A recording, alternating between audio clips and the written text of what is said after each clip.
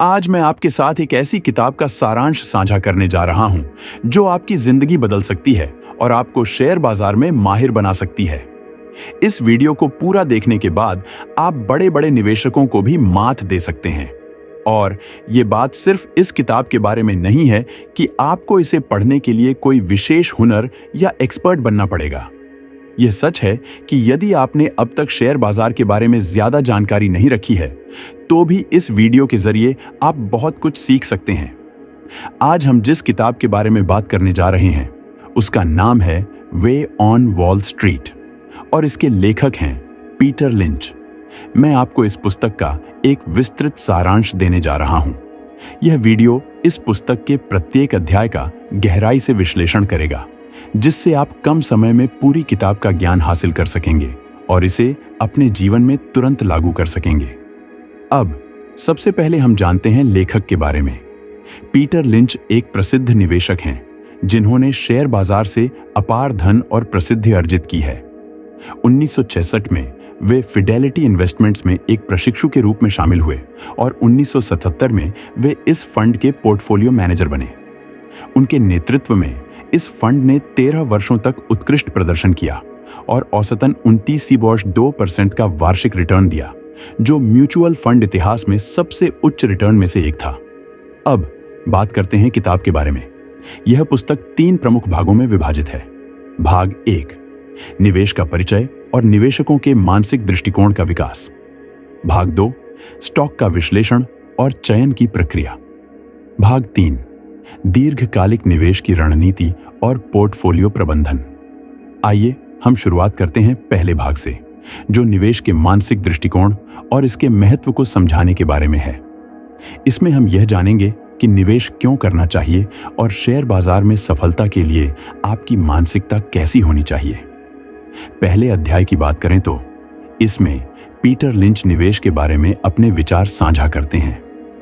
1950 के दशक के दौरान अमेरिका में शेयर बाजार को लेकर लोगों के मन में बहुत नकारात्मक विचार थे। अधिकांश लोग मानते थे कि शेयर बाजार में पैसा लगाना एक मूर्खतापूर्ण कदम है और इससे सिर्फ नुकसान ही होगा। ब्रास लेंस के परिवार के लिए भी यही सोच थी। वे भी शेयर बाजार में निवेश करने से बचते थे और इस बारे में चर्चा करना भी वे अच्छा नहीं समझते थे।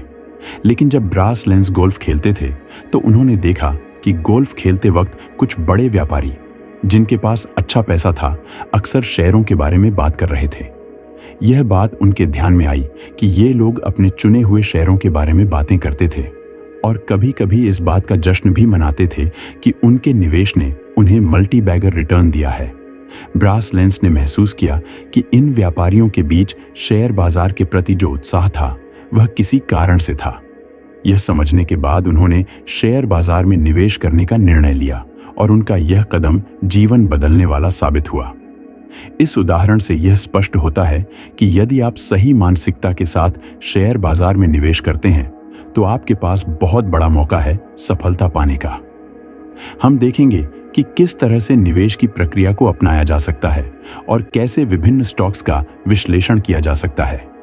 इसके साथ ही हम यह भी सीखेंगे कि किस तरह से स्टॉक का चयन करना चाहिए ताकि लंबे समय तक आपके निवेश का मूल्य बढ़ सके।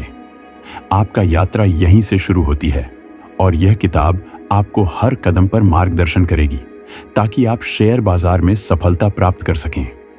धीरे धीरे ब्रास लेंस को यह समझ में आने लगा कि वह परिवार जो उन्हें शेयर बाजार से दूर रहने की सलाह देता था, दरअसल वही लोग हैं जो प्रतिदिन इतना पैसा कमा रहे थे कि उनका पूरा परिवार साल भर में जितना कमा सकता है, वह इन व्यापारियों का एक दिन का मुनाफा था। यह देखकर ब्रास लेंस को यह एहसास हुआ कि इस उद्योग से बाहर रहकर वह कितना बड़ा मौका खो रहे थे। पीटर लिंच ने बोस्टन कॉलेज में अपनी पढ़ाई की थी, जहां उन्होंने कई महत्वपूर्ण विषयों जैसे इतिहास, मनोविज्ञान, राजनीति विज्ञान, गणित, भौतिकी और तर्कशास्त्र में अच्छे अंक प्राप्त किए थे। हालांकि उन्होंने खुद पुस्तक में यह उल्लेख किया है कि इन विषयों से उन्हें शेयर बाजार के लिए कोई विशेष मदद नहीं मिली। उनका कहना था कि शेयर बाजार में जो गणित की आवश्यकता होती है, वह आपको चौथी कक्षा में ही सिखा दी जाती है। उनकी असली रुचि स्टॉक मार्केट में थी और 1970 में उन्होंने निवेश के लिए अपना पहला स्टॉक चुना। उस स्टॉक ने सिर्फ 2 वर्षों में उन्हें 5 गुना रिटर्न दिया, जिससे न केवल उन्हें अपनी खुद की व्यावसायिक यात्रा को आगे बढ़ाने में मदद मिली, बल्कि कॉलेज की फीस भी आसानी से चुकता हो गई। उनके दूसरे वर्ष में उन्हें foodie light mutual fund company में इंटर्नशिप मिल गई, जो उस समय की सबसे अच्छा प्रदर्शन करने वाली निवेश कंपनी थी। इस अवसर ने उन्हें एक अलग दिशा दी और उनके निवेश के रास्ते को और स्पष्ट किया। अध्याय 2 में वॉल स्ट्रीट के ऑक्सीजन्स में पीटर लिंच यह बताते हैं कि व्यक्तिगत निवेशकों और संस्थागत निवेशकों के बीच एक बहुत बड़ा फर्क होता है। उन्होंने बताया कि पेशेवर निवेशक या फंड मैनेजरों को किसी भी स्टॉक में निवेश करने से पहले कई प्रकार के अनुमोदन की आवश्यकता होती है, जबकि हम जैसे व्यक्तिगत निवेशकों के पास यह स्वतंत्रता होती है कि हम जब चाहें अपनी चुनी हुई कंपनी के शेयर खरीद सकते हैं, बिना किसी की अनुमति के। यह स्वायत्तता हमें एक बड़ा लाभ देती है, क्योंकि हम तुरंत निर्णय ले सकते हैं, जबकि बड़े निवेशकों को अनुमति के इंतजार में समय गंवाना पड़ता है। जुआ और क्या है में ब्रास लेंस ने आरण और शेयरों में निवेश के बीच के अंतर को समझाया। उनका मानना था कि कर्ज में निवेश का मतलब केवल ब्याज कमाना होता है, जिसमें जोखिम कम होता है। उदाहरण के तौर पर, यदि आप बॉन्ड या बैंक में पैसा लगाते हैं तो आपको निश्चित ब्याज मिलता है, लेकिन यह उस पैसे से ज्यादा कुछ नहीं करता। वहीं जब आप शेयरों में निवेश करते हैं तो रिटर्न की संभावना कहीं अधिक होती है। उन्होंने यह भी बताया कि 1927 के बाद से एक सामान्य स्टॉक ने औसतन 9.8% का रिटर्न दिया है, जबकि कर्ज में निवेश पर 5% से भी कम रिटर्न मिलता है। हालांकि शेयरों में निवेश करना ज्यादा जोखिमपूर्ण होता है, क्योंकि किसी भी कंपनी में कभी भी गिरावट आ सकती है। इस अध्याय में पीटर लिंच हमें यह महत्वपूर्ण सवाल पूछने के लिए प्रेरित करते हैं कि क्या हमें शेयर बाजार में निवेश करना चाहिए। उन्होंने 3 प्रमुख सवाल सुझाए। 1. क्या मेरे पास खुद का घर है? 2. क्या मुझे पैसे की तत्काल आवश्यकता है? 3. क्या मुझे स्टॉक मार्केट में सफल होने के लिए जरूरी कौशल और गुण हैं? पहला सवाल घर के बारे में था। उनका मानना है कि शेयर बाजार में निवेश करने से पहले आपको अपना खुद का घर खरीदना चाहिए। जब आप घर खरीदते हैं तो वह एक दीर्घकालिक निवेश होता है, जो आपको मानसिक शांति देता है। वे यह कहते हैं कि अधिकांश लोग रियल एस्टेट में निवेश करने से पहले कई हफ्तों तक रिसर्च करते हैं और संपत्तियों को खुद जाकर देखते हैं, जबकि शेयर बाजार में निवेश करते वक्त लोग इस तरह की मेहनत नहीं करते। लेखक का मानना है कि लोग माइक्रोवेव ओवन खरीदने से लेकर शॉपिंग तक में जितना समय और शोध लगाते हैं, उतना समय वे अपने निवेश पर नहीं देते, और यही कारण है कि कई लोग शेयर बाजार में नुकसान उठाते हैं। पीटर लिंच हमें यह समझाते हैं कि निवेश की सफलता के लिए सिर्फ सही स्टॉक्स की पहचान करना ही पर्याप्त नहीं होता, बल्कि उस निवेश के लिए सही मानसिकता और तैयारी भी महत्वपूर्ण होती है। शेयर बाजार में सफलता पाने के लिए आपको अपने निवेश के प्रति गंभीरता और सोच समझ की आवश्यकता है, ठीक वैसे जैसे घर खरीदने में शोध करते वक्त आपको चाहिए होता है। दूसरे सवाल पर आते हुए, क्या मुझे पैसे की आवश्यकता है? लेखक कहते हैं कि आपको सिर्फ उतना ही निवेश करना चाहिए जितना आप आराम से खो सकते हैं। इसका मतलब है कि आप केवल उस पैसे का निवेश करें जिसका नुकसान होने पर आपकी दैनिक जिंदगी पर कोई असर न पड़े। जब आप शेयर बाजार में निवेश करें तो यह सुनिश्चित करें कि यदि आपको नुकसान भी हो तो आपकी आर्थिक स्थिति पर कोई गहरा प्रभाव न पड़े। तीसरा सवाल है, क्या मुझ में शेयर बाजार से अमीर बनने के व्यक्तिगत गुण हैं? यानी क्या आपके पास उस तरह का हुनर है जो आपको शेयर बाजार से सफल बना सके? इस संदर्भ में पीटर लिंच बताते हैं कि यह कौशल किसी विशेष डिग्री, वित्तीय कौशल या किसी प्रतिभा पर निर्भर नहीं है, बल्कि इसमें सबसे महत्वपूर्ण गुण है धैर्य, आत्मनिर्भरता और सामान्य ज्ञान। वॉरेन बफेट के संदर्भ में वे कहते हैं कि यदि आपका IQ 160 है तो उसमें से 30-40 अंक किसी और को दे दें, क्योंकि निवेश में अत्यधिक बुद्धिमत्ता की जरूरत नहीं है। निवेश में आपको सही मानसिकता और स्वभाव चाहिए ताकि आप दूसरों की राय से प्रभावित न हों और सही निर्णय ले सकें। लेखक इस बात को भी स्पष्ट करते हैं कि निवेश का सही तरीका यह नहीं है कि आप शेयर बाजार में निवेश कर रहे हैं, बल्कि आप असल में एक कंपनी में निवेश कर रहे हैं। बहुत से लोग यह पूछने आते हैं कि क्या यह शेयर बाजार में निवेश करने का सही समय है या क्या बाजार अभी सही दिशा में जा रहा है। पीटर लिंच का सीधा सा जवाब है कि बाजार कोई स्थिर चीज नहीं है और जो लोग इसे भविष्यवाणी करने की कोशिश करते हैं वे कभी भी लगातार पैसा नहीं कमा सकते। उनका कहना है कि आपको बाजार के बजाय कंपनियों पर ध्यान केंद्रित करना चाहिए। मुद्रास्फीति, ब्याज दरें, केंद्रीय बैंकों की नीतियां या बाजार के उतार चढ़ाव पर चिंता करने की बजाय आपको उन कंपनियों पर ध्यान देना चाहिए जिनमें आप निवेश कर रहे हैं। यह निवेश की तैयारी के पहले भाग का संक्षिप्त सारांश था। अगर आपको यह वीडियो पसंद आ रहा है तो कृपया इसे लाइक करें। इससे मुझे ऐसे और विस्तृत वीडियो बनाने की प्रेरणा मिलती है। अब हम शुरू करते हैं भाग 2 से, जिसका शीर्षक है बोलने वाला विजेता। अध्याय 6 में लेखक बात करते हैं कि भविष्य में कौन सा स्टॉक ज्यादा बढ़ सकता है। इस अध्याय में पीटर लिंच 10 ऐसे स्टॉक्स के बारे में बात करते हैं जिनके बारे में आपको विस्तार से जानना चाहिए। वे यह सलाह देते हैं कि आपको सबसे पहले उन कंपनियों पर ध्यान देना चाहिए जिनके उत्पाद आप रोज इस्तेमाल करते हैं। उदाहरण के लिए, यदि आप सुबह कॉफी पीते हैं तो आप उस कंपनी के शेयरों पर गौर कर सकते हैं। यदि आप टाटा टी पीते हैं तो आप टाटा कंज्यूमर प्रोडक्ट लिमिटेड के शेयर की कीमत गूगल पर चेक कर सकते हैं। आपको यह देखना चाहिए कि पिछले 1 साल में कंपनी ने कितने अच्छे रिटर्न दिए हैं। इस तरह आप रोजमर्रा की चीजों से शुरू कर सकते हैं और शेयर बाजार में अपनी रुचि बढ़ा सकते हैं।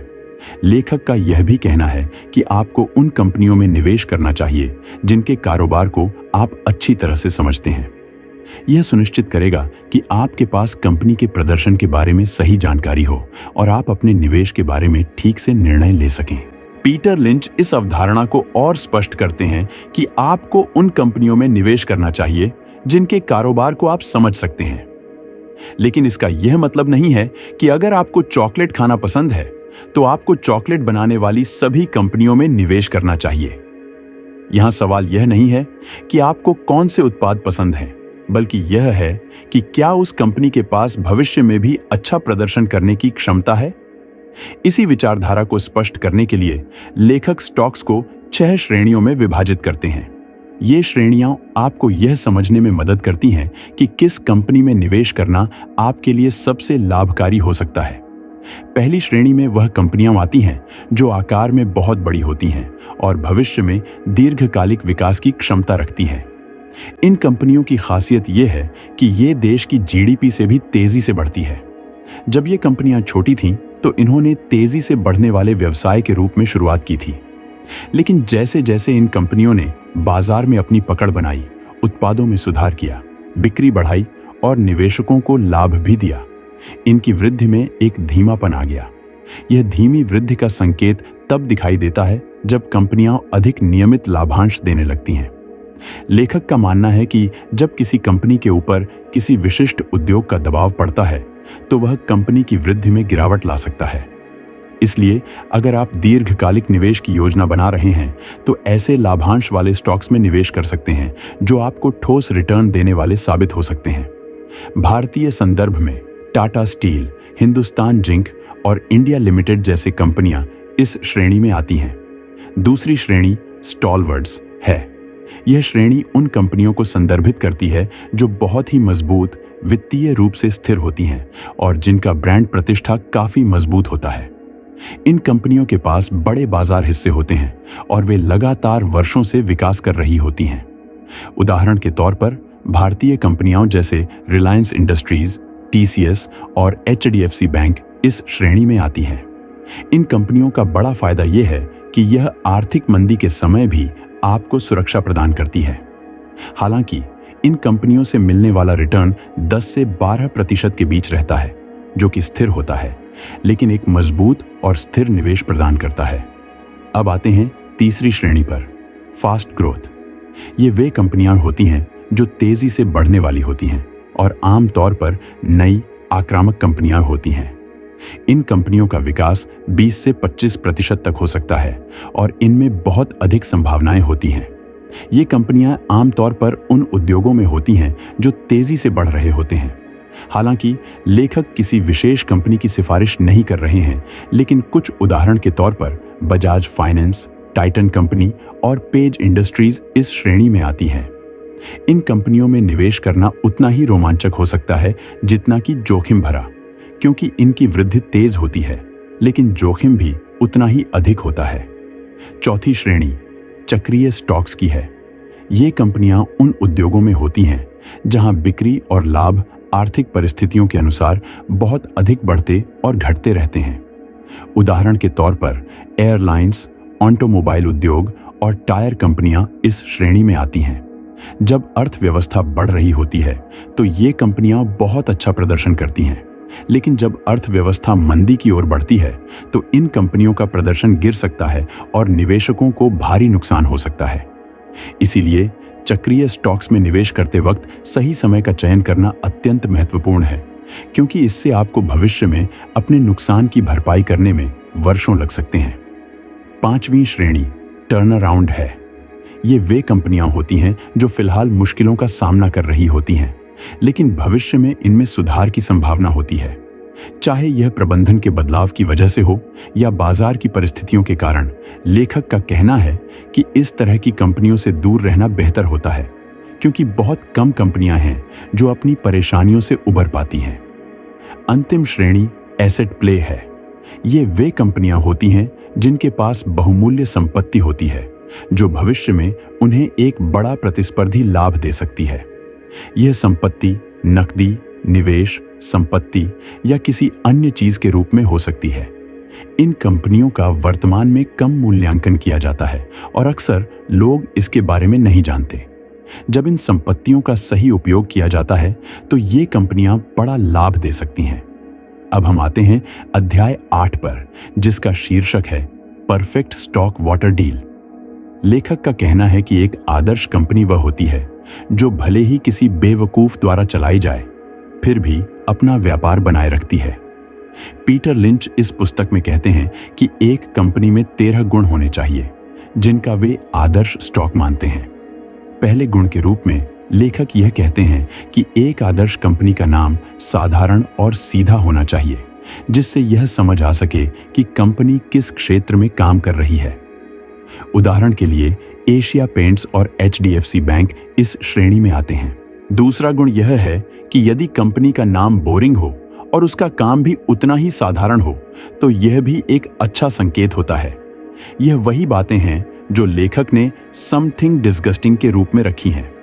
इस तरह की कंपनियां अपने साधारण लेकिन प्रभावी कार्य के कारण लंबी अवधि में अच्छा प्रदर्शन करती हैं। तीसरी श्रेणी समथिंग डिस्गस्टिंग का मतलब है कि कंपनी हर दिन कुछ ऐसा कर रही है जो शायद बाहर से देखने में बहुत उबाऊ लगता है, लेकिन यही उबाऊ काम जो अक्सर नजरअंदाज किया जाता है, वही एक कंपनी के लिए उसकी सफलता की कुंजी हो सकता है। यदि किसी कंपनी का कारोबार लगातार साधारण और नियमित होता है तो यह एक बहुत ही मजबूत संकेत हो सकता है कि वह कंपनी सही रास्ते पर है और इसके पास दीर्घकालिक सफलता की संभावनाएं हैं। इस श्रेणी में जितना ज्यादा काम उबाऊ लगता है, उतना ही अधिक यह किसी निवेशक के लिए लाभकारी साबित हो सकता है। चौथी श्रेणी स्पिन ऑफ है। स्पिन ऑफ का मतलब है जब एक कंपनी अपने मौजूदा कारोबार से एक नई स्वतंत्र कंपनी का गठन करती है। इसके उदाहरण के रूप में मारुति सुजुकी इंडिया लिमिटेड एक प्रमुख केस स्टडी है। पहले यह कंपनी सरकार के स्वामित्व वाली मारुति उद्योग लिमिटेड के नाम से जानी जाती थी, लेकिन 2003 में सरकार ने इसे बंद कर दिया और इसके अधिकांश हिस्से को सुजुकी मोटर कॉरपोरेशन नामक जापानी कंपनी को हस्तांतरित कर दिया। इसके बाद मारुति ने अपनी स्वतंत्र सार्वजनिक कंपनी की स्थापना की, जिसे मारुति सुजुकी इंडिया लिमिटेड के नाम से जाना गया। इस प्रकार की कंपनियां अक्सर नए अवसरों और नए रास्तों को खोलने में सक्षम होती हैं। पांचवी श्रेणी संस्थाएं दान नहीं देती और विश्लेषक इसका पालन नहीं करते का उल्लेख करती है। लेखक का मानना है कि अगर कोई स्टॉक संस्थागत निवेशकों या वित्तीय विश्लेषकों के रडार से बाहर है तो उसमें आम निवेशकों के लिए अच्छे रिटर्न कमाने की संभावना हो सकती है। इन कंपनियों में निवेश करने से आम तौर पर कम प्रतिस्पर्धा होती है और यह एक बहुत अच्छा अवसर प्रदान कर सकता है। छठी श्रेणी जहरीले तरीके और माफिया से संबंधित है। इसका मतलब है कि जब किसी कंपनी के बारे में अफवाहें फैलाई जाती हैं या उसे गलत तरीके से बदनाम किया जाता है तो लोग उस कंपनी में निवेश करने से बचते हैं। लेकिन अगर कंपनी वास्तविक व्यवसाय कर रही है और उसके पास मजबूत आधार है तो यह एक बड़ा अवसर बन सकता है। ऐसे मामलों में यदि आप सही तरीके से निवेश करते हैं तो भविष्य में यह आपको बड़ा मुनाफा दे सकता है। 7वीं श्रेणी, वे कुछ हैं जो इसके बारे में दबाव डाल रहे हैं कि अंतर्गत वह कंपनियां आती हैं जिन्हें लोग बार बार आलोचना करते हैं। लेखक इस उदाहरण के रूप में अंतिम संस्कार उद्योग का उल्लेख करते हैं। यह एक ऐसा व्यवसाय है जो शुरुआत में आकर्षक नहीं लगता, लेकिन समय के साथ इसकी अहमियत समझ में आती है और यह निवेश के लिए एक अच्छा अवसर हो सकता है, खासकर जब इंडस्ट्री के लिए अभी ग्रोथ की संभावना कम दिखती है। 8वीं श्रेणी शेयर होल्डिंग इंडस्ट्री है। यह वह उद्योग है जहां विकास की संभावनाएं धीमी होती हैं, लेकिन इसमें बहुत स्थिरता होती है। कभी कभी एक उच्च वृद्धि वाले उद्योग में निवेश करने से अगले कुछ वर्षों में गिरावट हो सकती है, जबकि ऐसे उद्योगों में जहां वृद्धि धीमी हो सकती है, स्थिरता और लंबी अवधि में लाभ प्राप्त करने के अधिक अवसर होते हैं। 9वीं श्रेणी IT Go अनीश है, जो खासकर उस क्षेत्र को संदर्भित करती है जिसमें टेक्नोलॉजी की अधिक उपयोगिता हो। भारत में एयरटेल जैसी कंपनियां इसके प्रमुख उदाहरण हैं। इस श्रेणी में निवेश करने से आपको तेजी से बदलते तकनीकी परिदृश्य में लाभ मिल सकता है, क्योंकि ऐसे व्यवसायों में प्रतिस्पर्धा बहुत जल्दी नहीं आती और अगर आती भी है तो वे अधिक समय तक टिक नहीं पाते। 10वीं श्रेणी लोगों को इसे खरीदना चाहिए का मतलब है कि यह व्यवसाय वह होना चाहिए जिसके उत्पाद लोग हर दिन इस्तेमाल करते हों। उदाहरण के लिए शीतल पेय या सिगरेट जैसे उत्पाद।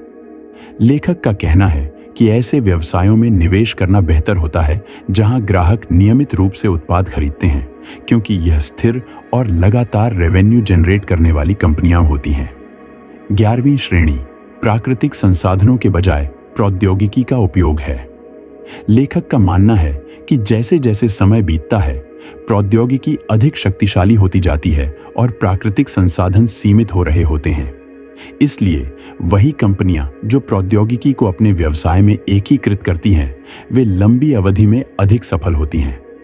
यह संकेत है कि भविष्य में प्रौद्योगिकी की ओर बढ़ने वाली कंपनियां बेहतर रिटर्न दे सकती हैं। 12वीं श्रेणी इनसाइडर बाइंग है। यह उन कंपनियों को संदर्भित करता है जहां कंपनी के कर्मचारी भी शेयरों में निवेश करते हैं।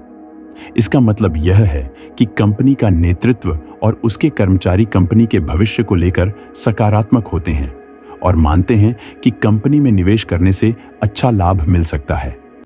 यह एक संकेत है कि कंपनी के पास भविष्य में सफलता की बहुत संभावनाएं हैं। अंतिम 13वीं श्रेणी शेयरों का पुनर्खरीद है। यह एक बहुत अच्छा संकेत होता है जब कोई कंपनी अपने खुद के शेयर खरीदती है। इससे शेयरों की संख्या कम हो जाती है, जिससे शेयर की कीमत बढ़ सकती है और इससे निवेशकों को अच्छा लाभ प्राप्त हो सकता है। जब कंपनी अपने शेयरों को वापस खरीदती है तो यह दर्शाता है कि वह अपने निवेशकों के लिए भविष्य में अधिक मूल्य पैदा करने की कोशिश कर रही है। यह थे उन 13 गुणों की सूची जो एक आदर्श स्टॉक में होने चाहिए। अब हम इस किताब के शेष अध्याय का सारांश भाग 2 में करेंगे। इसके लिए आपको चैनल को सब्सक्राइब करना होगा। मैं जल्द ही भाग 2 अपलोड करने जा रहा हूं और कृपया कमेंट करके बताएं कि आपको वीडियो कैसा लगा।